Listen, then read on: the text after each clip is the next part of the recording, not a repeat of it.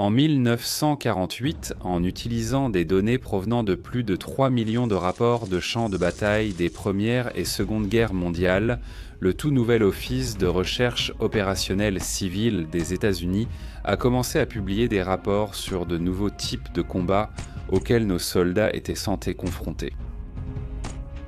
Les rapports indiquaient que la plupart des combats avaient lieu à courte portée et que le principal facteur de prédiction des pertes était le nombre total de coups tirés. La précision et la visée n'étaient même plus importantes pour une arme de terrain. Nos fantassins avaient un besoin non seulement d'armes plus légères, mais aussi de munitions plus légères. Car le champ de bataille avait rétréci, l'équipe capable de transporter et tirer le plus de munitions aurait plus de chances de gagner la bataille. Et peut-être même la guerre. À mesure que le paysage et la psychologie de la guerre évoluaient, et que la peur du communisme nous a menés à la guerre de Corée, puis finalement au Vietnam, des individus courageux, sur le champ de bataille comme en dehors, ont travaillé sans relâche pour s'assurer que nos soldats étaient équipés des armes les plus récentes et les plus avancées.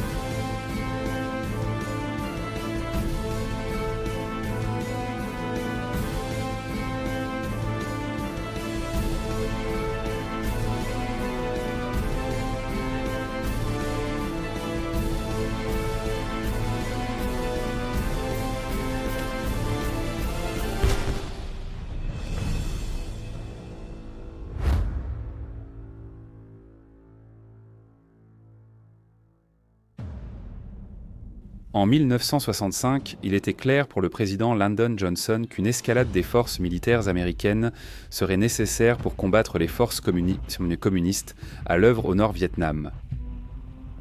La guerre terrestre a débuté pour les forces américaines, avec l'envoi de 3500 Marines le 8 mars. En décembre, ce nombre avait été porté à plus de 200 000.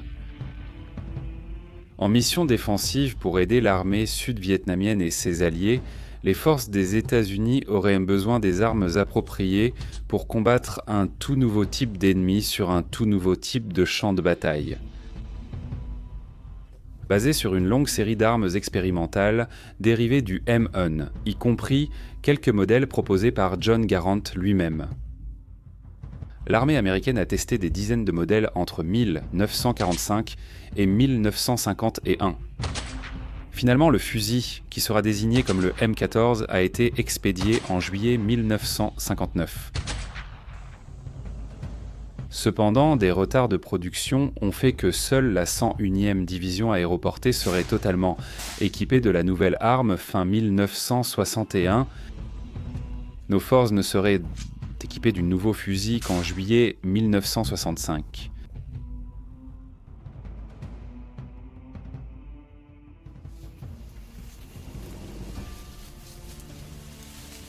Lorsque les forces américaines furent entièrement équipées du fusil, son utilisation durant la guerre du Vietnam révéla vite ses atouts et faiblesses. Les cartouches autant de 7,62 mm pénétraient très bien les broussailles et les abris, et l'arme avait une portée de tir de plus de 2000 pieds d'énergie à la bouche. D'un autre côté, les premiers des modèles du fusil avaient des crosses en bois qui gonflaient et se dilataient dans le climat humide de la jungle, ce qui affectait la précision de l'arme. En mode entièrement automatique, le recul était si intense que l'arme à feu devenait presque incontrôlable au combat, rendant impossible toute visée. Enfin, la végétation dense de la jungle, combinée à la longueur et au poids du M14, faisait du fusil un fardeau encombrant pour les fantassins. Principalement à cause de ces problèmes, le M14 fut le dernier fusil de combat largement distribué aux forces américaines.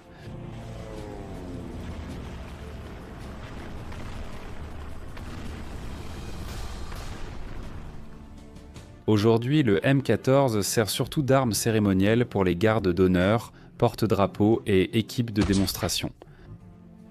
Dans les années 1990, le fusil a été transformé en fusil de tireur d'élite désigné et remis à des équipes de sécurité spéciale et à des snipers. Le 1er bataillon du régiment d'infanterie des États-Unis est la seule unité de combat de l'armée où le M14 est encore l'arme standard. En 1966, le secrétaire à la Défense Robert McNamara a autorisé le remplacement du M14 par le M16 comme fusil de service standard. Cela n'a pas été accueilli avec une approbation unanime. Beaucoup de soldats sont restés attachés à leur M14, tournant en dérision le M16, qu'ils considéraient maintenant comme un jouet Mattel, fragile et sous-puissant.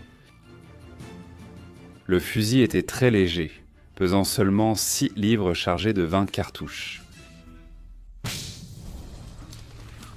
La petite cartouche de calibre 5,56 de l'OTAN a contribué aux inquiétudes initiales concernant le manque de puissance de feu du fusil.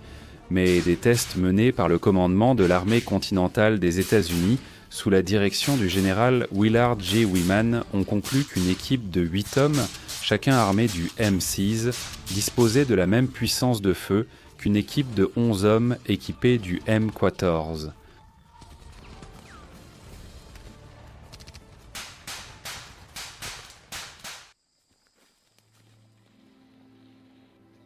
En octobre 1961, Armalit, le fabricant initial du fusil, alors connu sous le nom de Armalit Rifle 15, a envoyé 10 de ses nouvelles armes aux forces alliées au Vietnam pour des essais sur les véritables champs de bataille.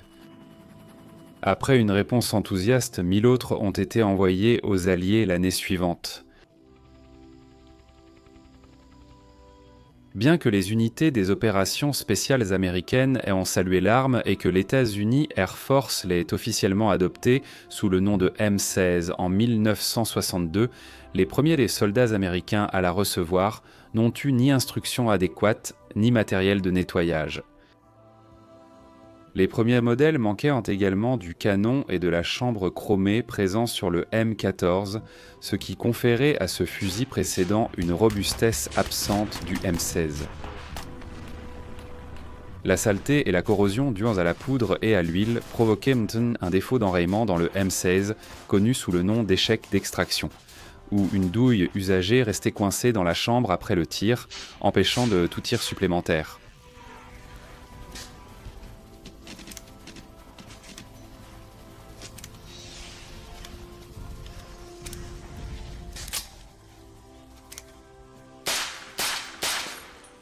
Bien que le poids plus léger et les munitions plus petites permettaient à un soldat de transporter plus de munitions et donc plus de puissance de feu, les problèmes de durabilité et de fonctionnement du M16 allaient mais s'avérer mortels à plus d'une occasion, comme le note un fusilier marin.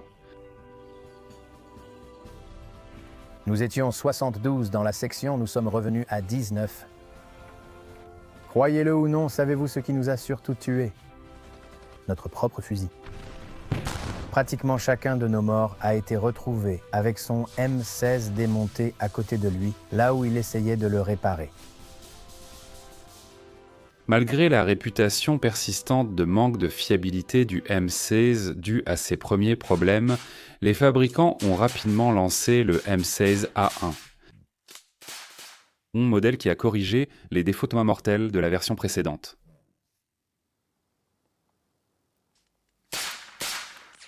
La chambre et le canon étaient maintenant chromés. Nos soldats ont reçu une formation intensive et des produits de nettoyage adaptés avec leurs armes.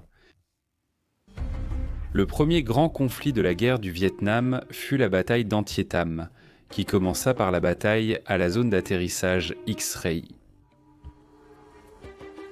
La semaine précédant Thanksgiving en 1965, l'armée américaine s'est retrouvée face à face avec l'armée nord-vietnamienne pour la première fois. Ce fut une bataille qui mènerait à l'attribution de 3 médailles d'honneur distinctes. L'une de ces médailles a été décernée au premier lieutenant Walter Joseph Marm. Joe Marm venait de finir l'école des officiers et celle des rangers quand il a reçu de nouveaux ordres. Une nouvelle division, la première division de cavalerie, se formait et recherchait des officiers. Le lieutenant Marm a rejoint le 7e régiment de cavalerie, autrefois commandé par le célèbre général George Armstrong Custer. Les nouvelles unités aéroportées expérimentaient l'usage des hélicoptères pour transporter rapidement des groupes d'hommes sur le champ de bataille. La première bataille, où les hélicoptères les transportaient, fut celle de la rivière Yadrang. Une bataille qui semblait devoir se transformer en une défaite tout aussi ignominieuse que celle de Custer. Les régiments de l'armée nord-vietnamienne, ou armée nord-vietnamienne, avaient intenté de détruire un camp des forces spéciales américaines et la première division de cavalerie les poursuivait. Le 14 novembre 1965, cette poursuite mena le premier bataillon du 7e régiment de cavalerie dans la vallée de la Yadrang lors d'une mission de recherche et de destruction. Le lieutenant-colonel Hal Moore, commandant du bataillon, pénétra le premier dans la vallée avec sa compagnie Bravo. 16 hélicoptères ont amené la compagnie Bravo à la zone d'atterrissage X-Ray, sur le versant nord-est de la montagne Chupong. Ils devaient sécuriser la zone et attendre les compagnies Alpha, Charlie et Delta du bataillon. Vue du ciel, la zone d'atterrissage X-Ray semblait plate et dégagée. Au sol, c'était une toute autre histoire. La zone d'atterrissage était couverte d'herbes à éléphants de 1,50 m idéale pour cacher des soldats ennemis. D'énormes termitières parseméant la zone, suffisamment grandes pour offrir une couverture aux unités armées. Le colonel Moore savait que l'ennemi avait des forces dans cette zone. Ce qu'il ne savait pas, c'est que 3 régiments de l'armée nord-vietnamienne étaient rassemblés à proximité. Beaucoup plus de soldats que la seule compagnie qu'il avait réussi à amener jusqu'ici. Avec le M6A1 et ses variantes, l'armée américaine avait trouvé sa nouvelle arme de combat standard. En 1968, le M16A1 avait été largement adopté par nos troupes et a officiellement remplacé le M14 en 1970. La production mondiale totale de la famille des M16 dépasse les 8 millions d'exemplaires, ce qui en fait l'arme à feu la plus fabriquée de son calibre. Et elle a été utilisée dans tous les conflits impliquant les États-Unis depuis la guerre du Vietnam.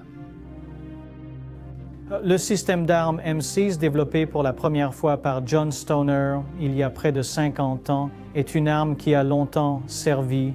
Elle était très détestée lors de son développement et de son déploiement par les soldats américains au Vietnam. Il y avait une rumeur selon laquelle l'arme était auto-nettoyante, et il y a eu beaucoup de problèmes avec les munitions choisies. Apparemment, il y avait des problèmes avec la poudre qui encrassait le mécanisme. Les tolérances sont tellement serrées dans cette arme qu'elle était sujette à l'encrassement et au blocage à cause de ces problèmes. La plupart de ces défauts ayant été corrigés, cette arme est très robuste. À l'époque où elle a été développée, elle était considérée comme une technologie presque futuriste. C'était une arme totalement dépourvue de bois, comme toutes les armes à feu militaires américaines l'avaient été jusqu'à ce moment-là. Elle était légère, très portable et tirait un nouveau type de cartouche, la cartouche calibre 223 ou 5,56 mm. On pensait qu'une cartouche de plus petite taille permettrait aux soldats de l'armée américaine de transporter beaucoup plus de munitions sur eux. Et c'est une arme qui les gens cherchent à remplacer dans l'armée américaine, mais je pense qu'elle restera utilisée par nos soldats encore longtemps. Pendant la guerre du Vietnam, la mitrailleuse M60 a gagné le surnom de « le cochon » en raison de l'encombrement de l'arme. Depuis le Vietnam, la M60 a été utilisée dans toutes les branches de l'armée américaine. Officiellement adoptée en 1957, la mitrailleuse alimentée par bande était servie par un équipage et était utilisée par des équipes de 2 soldats ou plus.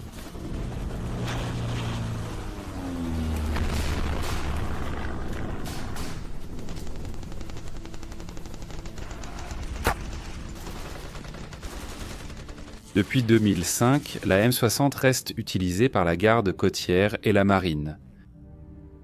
L'armée emploie encore la M60 sur les hélicoptères comme arme de sabord. Le corps des Marines a officiellement retiré la M60, remplacée par la M240 améliorée dans les années 1980. Dans les années 1950, le projet Niblick voulait créer une arme pour les soldats américains tirant un projectile explosif plus loin qu'un fusil lance-grenade, mais plus portable qu'un mortier. Le projet a réussi à créer une grenade de 40 par 46 mm, mais n'a pas pu concevoir un lanceur efficace pour plus d'un seul tir.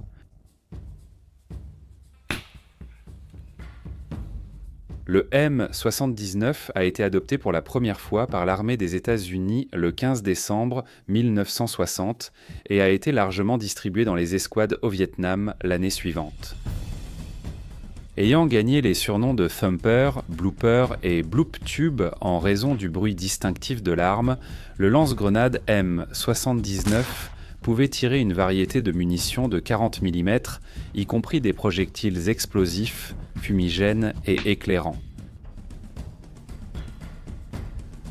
Un lance-grenade compact s'est avéré très utile pendant les années au Vietnam, notamment pour pénétrer les portes, les fenêtres et les véhicules non blindés, ainsi que pour infliger des pertes à des groupes d'ennemis, que ce soit lors de combats rapprochés ou lorsqu'ils étaient cachés sous couvert d'espaces morts. L'arme ressemblait à un fusil de chasse à canon scié, mais malgré cela, les grenadiers qui portaient le M79 raccourcissaient encore plus le canon et la crosse pour rendre le lance-grenade encore plus compact. Bien que le M79 soit précis à des distances allant jusqu'à 350 mètres, sa conception à un coup pouvait s'avérer être un inconvénient lors de combats rapprochés, d'autant plus que les grenadiers n'emportaient souvent au combat qu'un couteau et un pistolet, au lieu du fusil d'infanterie standard.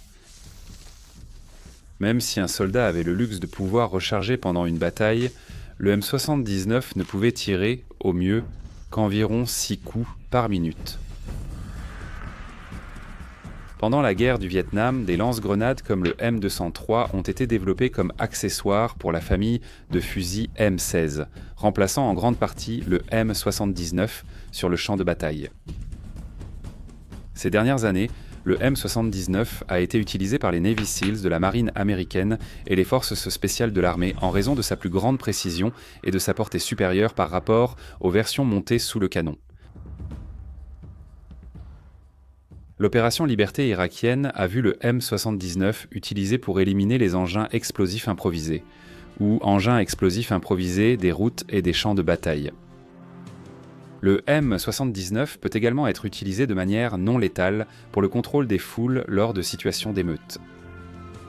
Le FBI et d'autres agences utilisent le M79 pour tirer des cartouches de gaz chlorobenzylidène malonitrile M650 et 1, tandis que d'autres pays emploient des grenades en mousse M1006 et des munitions de dispersion M1029.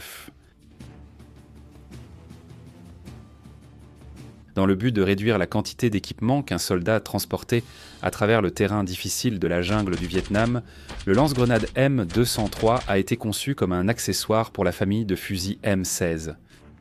Cependant, de nombreuses variantes du lance-grenade sont compatibles avec une variété de fusils d'assaut.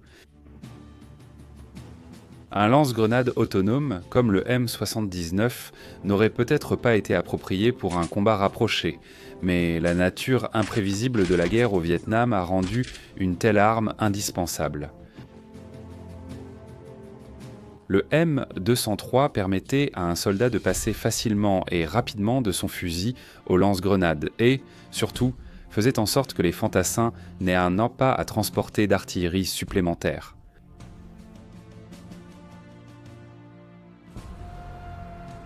En service depuis 1969, le M203 continue d'être utilisé par le corps des marines, l'armée de l'air et la marine. Mais l'armée prévoit bientôt de remplacer le M203 par le nouveau M320, un autre lance-grenade sous le canon doté d'une lunette spécialisée pour une utilisation de jour comme de nuit, d'une culasse à chargement latéral et d'un mécanisme de tir à double action. Des accessoires pour d'autres systèmes d'armes ont été inspirés par le M203, comme le Heckler et Koch AG36, pour être utilisés avec la famille de fusils d'assaut allemand G36, ainsi que le lance-grenade 25 russe pour être utilisé avec l'automate Kalachnikov 47 et ses variantes. Comme les développeurs d'armes américains après la Seconde Guerre mondiale, ceux de l'Union soviétique ont aussi tiré parti des données recueillies. Inspiré par le Sturmgewehr 44 des Allemands, une arme qui s'est continuellement révélée avantageuse sur les champs de bataille de la Seconde Guerre mondiale, Mikhail Kalachnikov a commencé à concevoir ce qui allait devenir l'un des premiers véritables fusils d'assaut et l'une des armes les plus emblématiques pour les adversaires de l'Occident. Alors qu'il servait comme commandant de chars dans l'armée rouge pendant la Seconde Guerre mondiale, Kalachnikov a été blessé lors de la bataille de Briansk en octobre 1941, un incident qui a provoqué de terribles flashbacks et cauchemars chez le sergent-chef. Pendant qu'il se remettait à l'hôpital, Kalachnikov était devenu obsédé par l'idée de créer une mitraillette qui donnerait à son pays natal un avantage sur ses ennemis. Ce sont les Allemands qui sont responsables du fait que je sois devenu un fabricant d'armes. Sans eux, j'aurais construit des machines agricoles.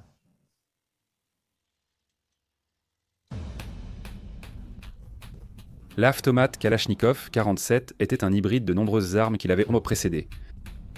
La détente et les tenons de verrouillage double, ainsi que la glissière de déverrouillage du M1 Garand et du M1 Carbine, les mécanismes de sécurité du Browning Remington, modèle 8 et le système à gaz et la configuration de l'inspiration de l'arme, le Sturmgewehr 44. L'arme était robuste, fiable et facile à nettoyer et à entretenir.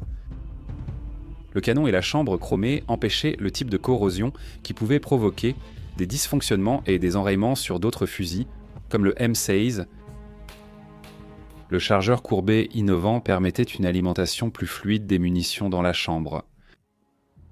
Tous ces facteurs faisaient de cette arme un atout précieux pour n'importe quel allié de l'Union soviétique. Bien que l'Union soviétique ait officiellement adopté l'arme en 1949, la réputation de l'automate Kalachnikov 47 comme icône anti-occidentale s'est consolidée lorsqu'elle a été utilisée par le Viet Cong pendant la guerre du Vietnam. La conception simple rendait l'arme facile à adapter à la production de masse, et l'Union des républiques socialistes soviétiques fournissait l'automate Kalachnikov 47 à de nombreux alliés à un coût très bas pendant la guerre froide.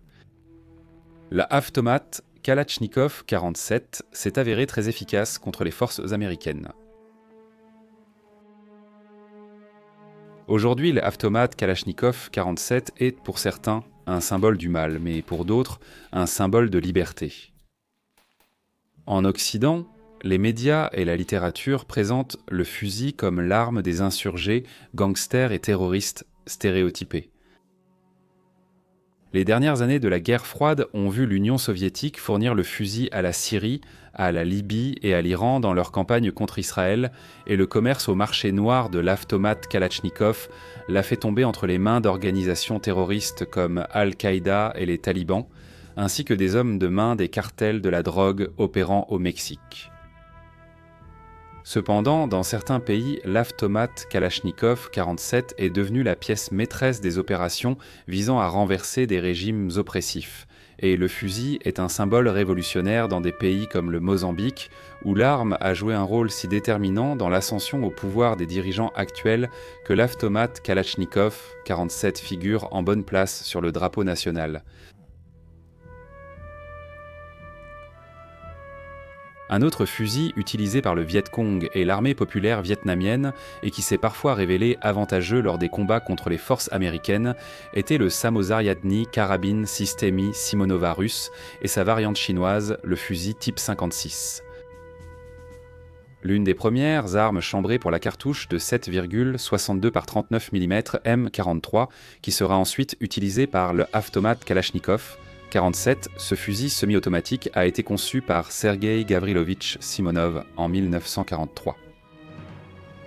Le concepteur travaillant pour le département de conception et de développement soviétique à l'arsenal de Toula en Russie avait également auparavant construit le Simonov fusil automatique Simonov 36, un des premiers fusils automatiques à sélection de tir qui a été utilisé au début de la Seconde Guerre mondiale jusqu'en 1940.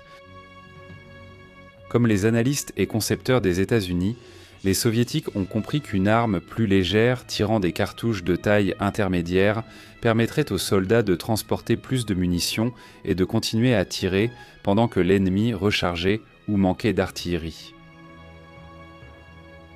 Le Samozaryadny Karabin Systemi Simonova russe avait une configuration de carabine classique, avec crosse en bois et sans poignée pistolet. Le fusil est équipé d'une baïonnette à lame à ressort. La chambre à chargement par le dessus reçoit une cartouche à la fois ou un clip de 10 cartouches. La robustesse, la fiabilité, la facilité d'entretien et le faible coût de fabrication de l'arme compensaient les éventuels défauts du fusil, comme la précision et ce qu'on appelle les tirs accidentels. S'il n'est pas correctement entretenu, le Samozaryadny Karabin Systemi Simonova est connu pour provoquer un tir accidentel ou un tir automatique incontrôlé qui vide le chargeur. Pendant la guerre froide, les soviétiques fournissaient soit les fusils Samozaryadny Karabin Systemi Simonova eux-mêmes, soit les plans et les droits de fabrication du fusil à bon nombre de leurs alliés. Plus d'une douzaine de pays ont fabriqué et vendu le fusil sous tout autant de variantes. En conséquence, environ 15 millions de fusils Samozaryadny Karabin Systemi Simonova ou de leurs variantes ont été produits. Aujourd'hui, le Samozaryadny Karabin Systemi Simonova est utilisé dans de nombreux pays comme arme cérémonielle et il est devenu un objet de collection populaire dans le monde entier, même aux États-Unis. Le Samozaryadny Karabin Systemi Simonova russe et son homologue, le type 56 chinois ainsi que l'Avtomat Kalachnikov 47 ont fourni à l'armée nord-vietnamienne et au Viet Cong des armes fiables et robustes, bien mieux adaptées aux conditions sales et humides de la jungle vietnamienne, ce qui leur a donné un avantage sur les forces des États-Unis. Après 8 ans et plus de 50 000 pertes américaines, l'engagement militaire des États-Unis dans la guerre du Vietnam a pris fin, le 15 août 1973. 3 ans plus tard, le 30 avril 1975, les forces nord-vietnamiennes ont capturé Saïgon, mettant effectivement fin à la guerre et amorçant la réunification du Vietnam en une république communiste une fois de plus. Après la guerre du Vietnam, le corps des Marines a demandé quelques améliorations de leurs fusils M16 sur la base de leur expérience avec cette arme pendant la guerre. Les Marines ont adopté le nouveau M16A2 au début des années 1980, suivi par l'armée américaine à la fin des années 1980, remplaçant le M16 comme fusil d'infanterie standard. Le M16A2 était équipé d'un canon plus épais que son prédécesseur afin de résister à la déformation sur le champ de bataille et de lutter contre la surchauffe après de longues périodes de tir soutenus. Comparé à l'Avtomat Kalachnikov 47, personnellement, je préférerais le Kalachnikov. Je pense que c'est une arme beaucoup plus simple et plus robuste. Un soldat sur le terrain m'a dit que le bruit le plus effrayant au monde, c'est un clic quand on a besoin d'entendre une détonation. Et un M16, à cause de ses tolérances serrées, est sujet aux enrayements, alors qu'un Avtomat Kalachnikov 47 est tellement plus simple et si vous voulez tirer sur quelqu'un, privilégiez la fiabilité. À chaque fois, tout le temps. Aujourd'hui, les M16A2 servent encore dans l'armée de terre, l'air, la marine et les gardes-côtes. Le corps des marines, pionnier dans l'adoption de nouvelles technologies d'armement, et certaines unités de l'armée américaine utilisent désormais le M16A4 comme fusil d'assaut principal. Bien que nos troupes aient connu la défaite lors de la guerre du Vietnam, les fabricants et concepteurs d'armes ont tiré les leçons du champ de bataille et ont cherché à fournir à nos soldats une nouvelle arme qui offrirait plus de puissance de feu à un soldat individuel sans devenir un fardeau trop lourd à porter. Une variante américaine de la fabrique nationale Minimi, conçue en Belgique, la mitrailleuse légère M249 a été utilisé au combat par des soldats américains dans tous les conflits impliquant les États-Unis depuis l'invasion du Panama en 1989. Des projets de mitrailleuses calibre 5,56 ont émergé dans le programme des armes légères de l'armée en 1968. Cependant, on ne pensait pas qu'une arme de cette taille serait utile à nos soldats. Le projet n'a été entièrement financé qu'après des tests supplémentaires de la cartouche 5,56 qui ont révélé ses performances supérieures. En 1976, l'arme expérimentale qui allait devenir la mitrailleuse légère M249 a été conçue, fabriquée et testée. Il semblait que les soldats n'auraient chaud plus à compter sur les fusils ou sur l'artillerie lourde encombrante pour un tir automatique soutenu.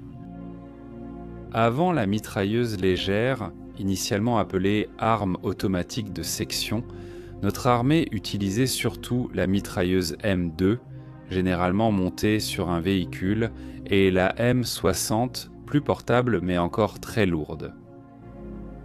Les deux armes demandaient au moins 2 soldats pour fonctionner efficacement. Les fusils M14 et M16, bien qu'ils disposaient sans clé de mode de tir entièrement automatique, n'étaient pas conçus pour le tir rapide soutenu qui serait nécessaire pour surpasser un combattant ennemi. Les armes surchauffaient et s'enrayaient, et les chargeurs des fusils, qui ne contenaient que 30 cartouches, étaient une goutte d'eau dans l'océan comparée à la cadence de tir d'une mitrailleuse légère.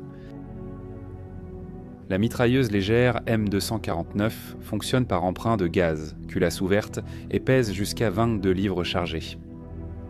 L'arme est alimentée par bande plutôt que par chargeur, mais la M249 peut être équipée de chargeurs autant au cas où elle manquerait de munitions en bande.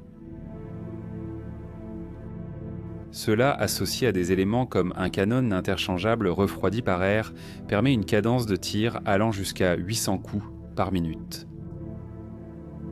Le bipied repliable avec des jambes réglables donne à l'arme une stabilité et une précision habituellement réservées à un fusil ou à une artillerie plus lourde, et l'arme a une portée effective de plus de 1000 yards. La M249 a été adoptée par les Marines en 1984, mais des problèmes de surchauffe et d'arête vive ont suspendu sa production l'année suivante. Les années 1990 ont vu ces problèmes corrigés et ont vu la mitrailleuse légère utilisée par les forces américaines lors de la première guerre du Golfe, en Somalie, en Bosnie et au Kosovo. À partir du 11 septembre 2001, les forces des États-Unis sont entrées en Afghanistan dans le cadre de la guerre contre le terrorisme. En 2003, les opérations se sont aussi intensifiées en Irak avec l'opération Liberté pour l'Irak. Dans ces deux conflits, les soldats américains ont emporté des M249 au combat. À l'époque, de nombreuses armes étaient en service depuis près de 20 ans, et les conditions sablonneuses de la guerre du désert provoquaient des problèmes d'encrassement et d'enrayement sur la mitrailleuse légère. L'arme devenait de plus en plus peu fiable au combat. Des rapports signalent que certaines de ces armes étaient soudées par pointe et d'autres maintenues avec du ruban adhésif. Aujourd'hui, le corps des Marines teste des alternatives plus légères à alimentation par chargeur à la M249, comme le fusil automatique d'infanterie M27, dans le but de renforcer encore les avantages de nos soldats sur les champs de bataille du futur. La commission de planification des armes légères des services interarmés a été créée dans les années 1970 pour unifier les armes à feu utilisées dans toutes les branches de l'armée. Dans les années 1980, le comité a organisé un concours de conception pour remplacer l'arme de poing de dotation standard utilisée, sous une forme ou une autre, par toutes les branches depuis avant la Première Guerre mondiale, le pistolet M1911 Hounds.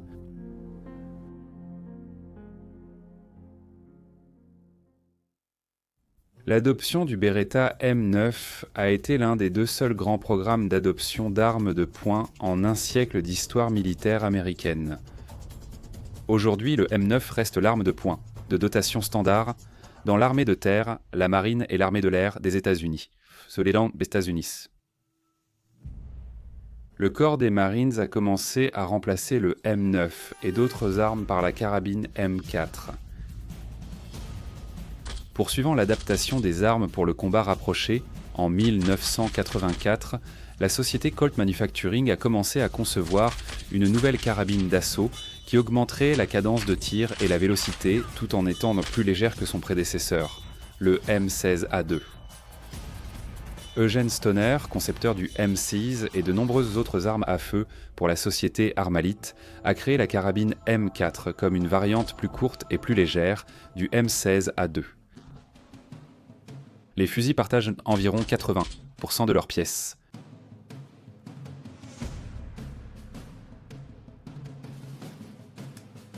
L'armée des États-Unis a officiellement adopté le M4 en 1994 comme remplacement du pistolet mitrailleur M3 et du fusil M16A2.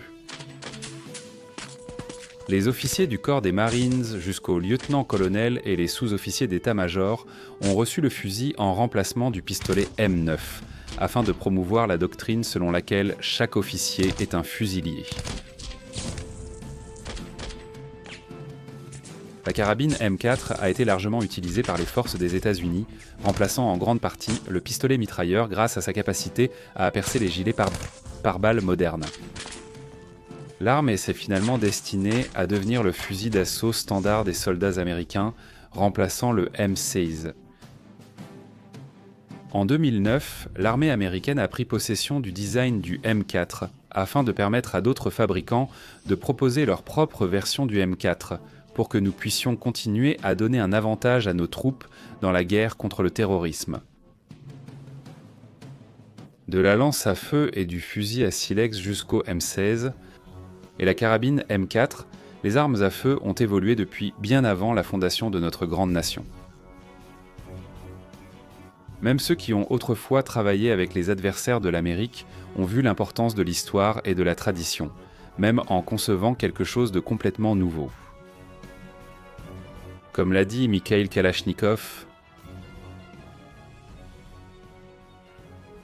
chaque concepteur suit sa voie avec ses succès et échecs. Mais une chose est claire, avant d'essayer de créer quelque chose de nouveau, il est essentiel d'avoir une bonne connaissance de tout ce qui existe déjà dans ce domaine. J'ai moi-même eu de nombreuses expériences qui confirment que c'est bien le cas. lorsque de futurs adversaires se troubleront la paix, quels avantages les soldats auront-ils sur l'ennemi ? Actuellement, l'armée des États-Unis organise un concours de conception à la recherche de ce qu'on a appelé la carabine individuelle. L'arme théorique remplacera même la M4, encore nébuleuse, entre les mains des opérateurs de l'armée, montrant que l'armée américaine, les concepteurs et les fabricants travaillent à assurer la supériorité future de l'arme à feu et à poursuivre l'évolution de l'arme.